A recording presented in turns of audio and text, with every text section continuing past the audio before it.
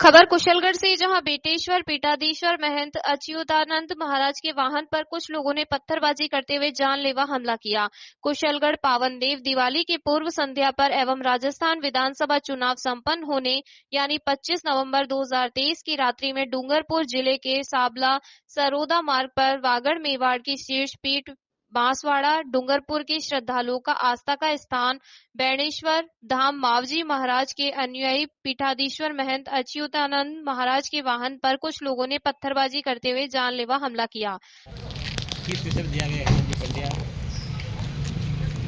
आज 5 मिनट पीठाधीश्वर के हमारे महंत अच्युतानंद जी महाराज सरोदा से अपनी मां के दर्शन करके और मंदिर के लिए प्रस्थान कर रहे थे, तो अज्ञात कुछ समाज संकटों ने पूज्य गुरुदेव के वाहन पर पत्थरबाजी की, जिससे वो घायल हो गए।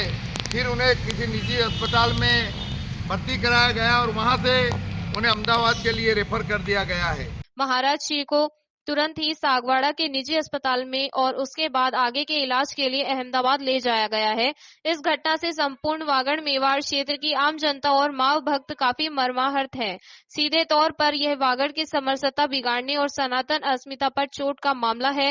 इसी से पूर्व भी शांति प्रिय अंचल में पत्थरबाजी की कई घटनाएं हो चुकी है। विगत दिनों ऐसे पत्थरबाजी का शिकार होकर एक मासूम आदिवासी बालिका की मृत्यु भी हो चुकी है। इसके अलावा आए दिन विभिन्न ट्रेवल्स बसों बाइकों सवार हो और राहगीरों पर पत्थर के हमले आम हो चुके हैं। एक तरह का पैटर्न बनता है और समाज में अराजकता फैलाने की कोशिश प्रतीत होती है। हम सरकार से, देश के यशस्वी गृह मंत्री जी से यह निवेदन करते हैं कि इस क्षेत्र में आए दिन जिस प्रकार की ये घटनाएं हो रही है, वो घटनाओं पर लगाम लगाया जाए और महंत के ऊपर जितने भी यह पत्थरबाजी की है, जिसने हमला किया है, उसको तत्काल गिरफ्तार करके कड़ी से कड़ी सजा दें और हमारे साधु संतों के ऊपर ये अत्याचार सहन नहीं करेगा हिंदू समाज। जय श्री राम। इस वक्त की खास खबर जनपद जालौन से, जहां आपको बता दें माधोगढ़ पुलिस ने चोरों को मुठभेड़ के दौरान किया गिरफ्तार। Jalaun SOG surveillance team Jalaun एवं थाना माधोगढ़ पुलिस की संयुक्त टीम द्वारा जनपद के माधोगढ़ क्षेत्र में विगत 2 दिन पहले हुई चोरी की घटना का सफल अनावरण करते हुए चोरी करने वाले अंतर जनपदीय गिरोह के हिस्ट्री शीटर मुख्य अभियुक्त HS नंबर 672A तथा जनपद स्तर के D43 गैंग का गैंग लीडर आशु दोहरे को अपने गैंग के 2 अन्य साथियों के साथ चोरी की योजना बनाते व माल बंटवारा करते समय भारी मात्रा में चोरी किए हुए 100% माल तथा अवैध असलाह जिंदा व खोखा कारतूस तथा मोटरसाइकिल, चोरी हुआ मोबाइल व अन्य सामान सहित पुलिस मुठभेड़ के दौरान गिरफ्तार किया गया, जिसमें हिस्ट्री शीटर अभियुक्त गोली लगने से घायल हुआ।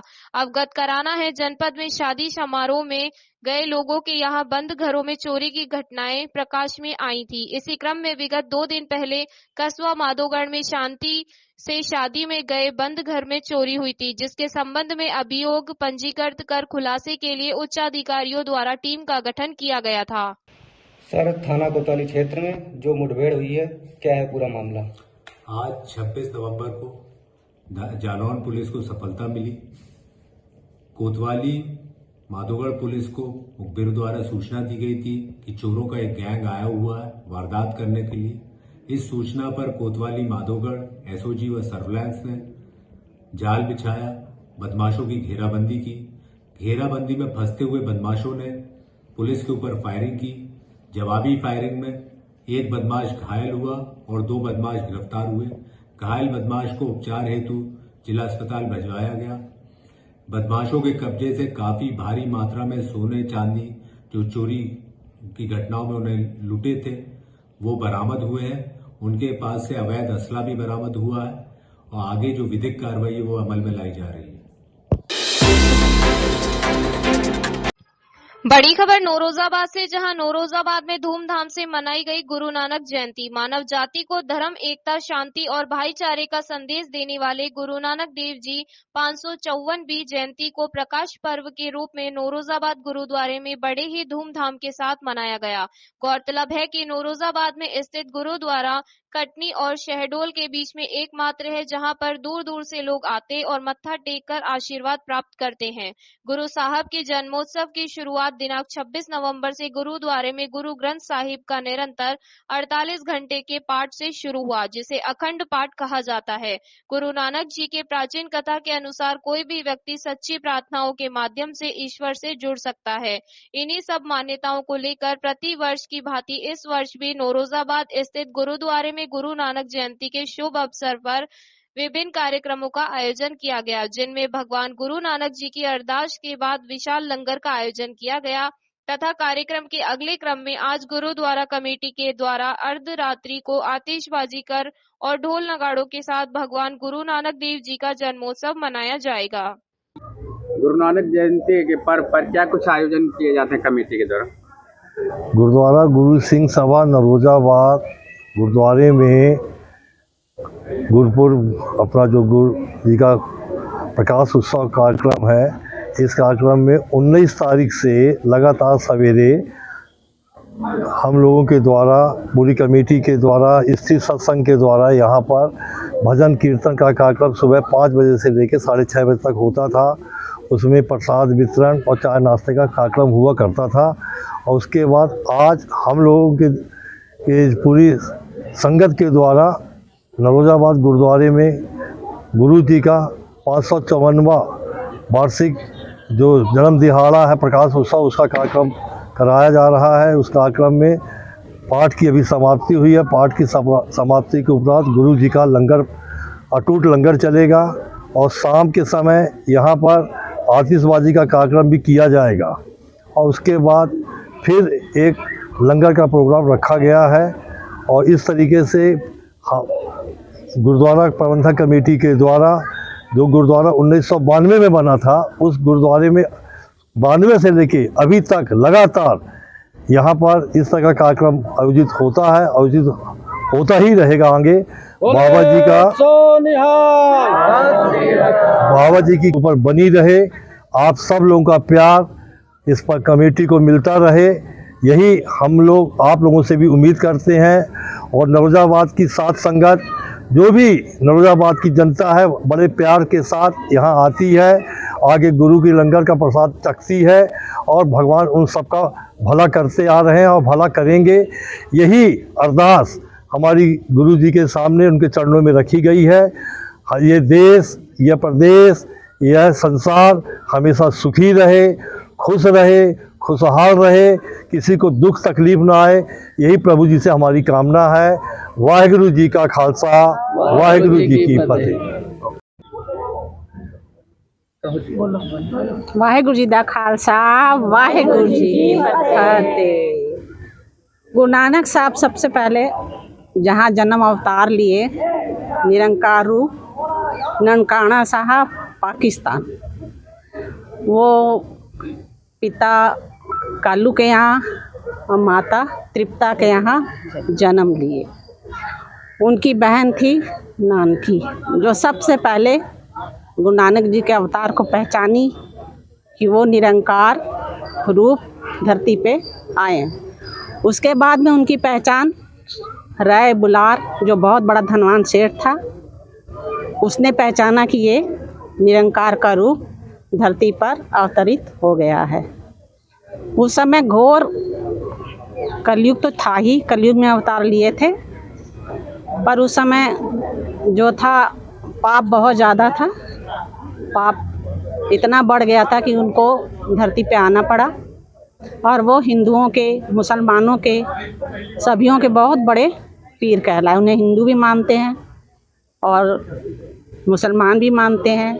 मक्का मदीना में भी उनकी पूजा आराधना होती है और सिख लोग तो उनके चरणों के दास है ही हैं। और सिख कौम जो है वो उनके प्रचलित ये जो लंगर चलता आ रहा है, सबसे पहले गुरु नानक जी ने 20 रुपए में 5 साधु संतों की सेवा की थी, उन्हें लंगर चलाया था। तब से लेकर आज तक उनके नाम से लंगर चल रहा है, चलता रहेगा और सबकी सेवा करता रहेगा। सिख कौम को सबसे बड़ा आशीर्वाद गुरुओं का है, जो उस समय से लेकर आज तक गरीबों की और दुखिया लोगों की सेवा करता है और करता आ रहा है और आगे करता भी रहेगा। बस वाहेगुरु जी का खालसा वाहेगुरु जी की फतेह। खबर मथुरा से, जहां संत धर्मदास महाराज के जन अर्धांगिनी फाउंडेशन का कार्य। जन अर्धांगिनी फाउंडेशन को 18/5/2018 को चालू किया गया था। इसके राष्ट्रीय अध्यक्ष संत धर्मदास महाराज, राष्ट्रीय उपाध्यक्ष सपना देवी, राष्ट्रीय सचिव ठाकुर साहब सिंह, राष्ट्रीय महासचिव ठाकुर वीरेंद्र सिंह तरकर, राष्ट्रीय कोषाध्यक्ष विजय सिंह चौधरी, राष्ट्रीय मंत्री राम पाठक, सक्रिय सदस्य अभिषेक, सक्रिय सदस्य योगेश सिंह तरकर आदि थे। इसका कार्यालय न्यू बस स्टैंड बिहारी लाल प्लाजा में खुला था। 4 महीने बाद नरसीपुरम टाउनशिप मथुरा में कार्यालय खोला। इसमें निःशुल्क सिलाई प्रशिक्षण शिविर चालू किया था। इसमें 20 सिलाई प्रशिक्षण शिविर चालू किया। इसमें जयसिंहपुरा, राया, जेहसफा, जावरा, तारोली आदि अन्य गांवों में चलाया।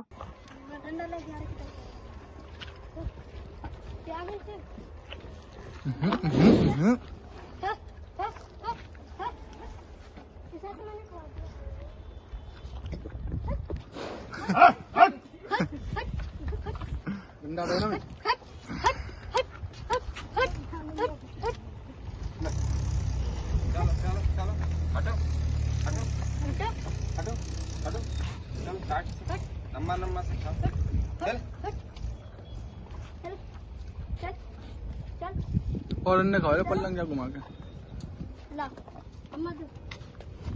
मेरे पास खाई मेरे पास आ रही।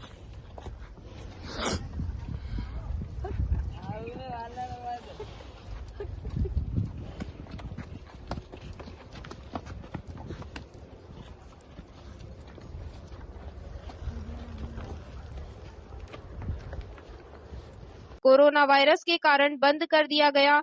उसके बाद कोरोना खत्म होने पर फरेज क्षेत्र के गांव मुस्तफाबाद में सिलाई और पढ़ाई प्रशिक्षण शिविर कैंप चालू किया। इसमें 60 बच्चियों ने सिलाई प्रशिक्षण सीखा और 50 छात्राओं ने पढ़ाई प्रशिक्षण किया। निःशुल्क सेवा चलाई गई तथा सन 2023 में जटवारी गांव तहसील नोहजिल में वीरेंद्र सिंह मास्टर के स्कूल में सिलाई प्रशिक्षण शिविर चालू किया गया। मुरैना से इस वक्त की खास खबर, जहां मुरैना जिले के जोरा विधानसभा क्षेत्र में पूर्व विधायक महेश दत्त मिश्रा के नेतृत्व में कांग्रेसियों ने दिया धरना।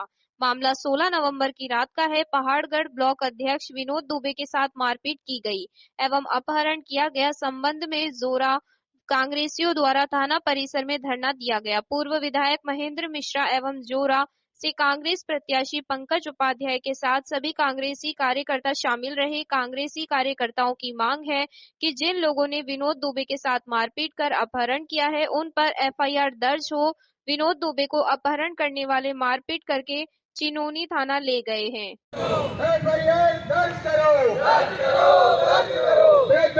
अपहरण करके मारपीट करने वालों के खिलाफ एफआईआर दर्ज करो।